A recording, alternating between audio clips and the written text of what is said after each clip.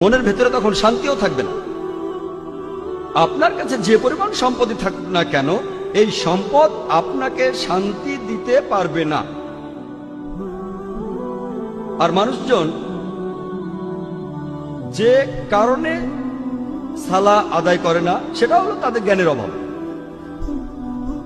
পবিত্র কোরআন বলছে, সূরা ইমরানের 125 নম্বর আয়াতে উল্লেখ করা হয়েছে, কুল্লু নাফসিন যায়কাতুল মাউত, প্রত্যেক জীবকে মৃত্যু স্বাদ গ্রহণ করতে হবে এবং কিয়ামতের দিন তোমাদেরকে তোমাদের কর্মফল পূর্ণ মাত্রায় দেওয়া হবে এবং যাকে দোজখের আগুন থেকে দূরে রাখা হবে আর যাকে জান্নাতে দাখিল করা হবে সেই হবে এই দুনিয়ার উদ্দেশ্য পূরণে সফলকাম।